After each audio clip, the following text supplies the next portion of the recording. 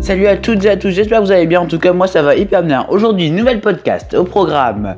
Nous allons parler steak végétal et actu musicale.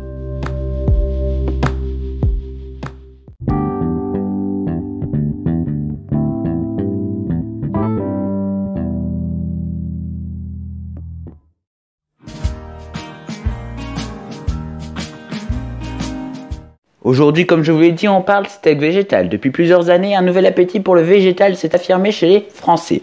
Une offre croissante s'est développée non seulement à destination des végétariens et végétaliens, ou véganes, purs et durs, qui peinent à trouver facilement leur bonheur dans les enseignes habituelles, mais aussi pour tenter le public plus large des consommateurs qui souhaitent réduire leur consommation de protéines animales pour des raisons diverses. Les flexitariens, le secteur du traiteur végétal enregistre une hausse considérable de chiffre d'affaires, portée notamment par les steaks végétariens. Mais que valent ces produits? Constituent-ils un apport protéiné suffisant? Pour répondre à cette question, 18 steaks végétariens ont été soumis à notre test. Ils passent en revue non seulement leur qualité nutritionnelle, mais aussi la présence de certains contaminants. Nous avons également procédé à une analyse de la teneur en isoflavones, phytoestrogènes, des molécules préoccupantes au sein des recettes à base de soja. On s'intéresse à des steaks de chez Sojasun, des steaks à 12,77 €. Alors les steaks de soja à l'indienne, tomate, oignon, épices et curry de Sojasun sont l'une des recettes proposées par Sojasun dans son ample gamme de steaks végétariens. Ils sont vendus au rayon traiteur frais de supermarché, conditionnés par 2 steaks de 100 grammes. Ce produit est disponible au prix d'environ 12,77 € le kilo.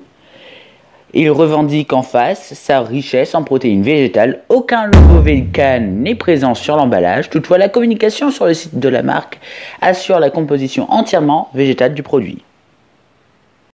Deuxième steak, un steak intermarché Monique Ranou steak tomate et basilic soja au prix de 17,97 €.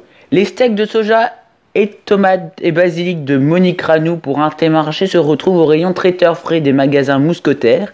Sans viande, ils revendiquent convenir tant aux flexitariens qu'aux végétaliens, puisqu'ils ne contiennent aucun ingrédient d'origine animale. Conditionnés par 2, ils sont disponibles au prix d'environ 10,97 € le kilo. Pour découvrir plus de tests, je vous invite à aller découvrir l'étude de l'UFC Que Choisir. Mais en tout cas, les steaks végétales restent plus chers que les steaks animaux et apportent moins de protéines et n'ont pas les mêmes valeurs nutritionnelles. C'est pourquoi il est toujours recommandé de garder un apport en matière animal régulier. Même si vous voulez réduire votre consommation de produits animaux, nous à la rédaction d'Askip, on vous conseille de manger un steak par semaine, c'est mieux que rien, et vous mangez moins d'animal.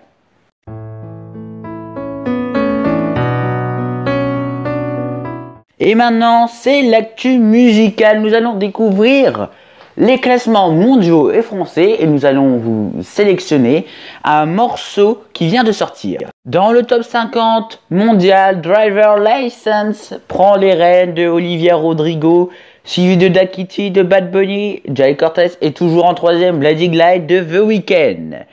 Nous partons en France pour la première place. Nous avons Rapti World de Booba, Fever de Dua Lipa et Angel en 2e position et Medusa de Landy en 3e position. Et on vous propose un titre qui vient de sortir, on vous propose Avalanche de Donuts Gang.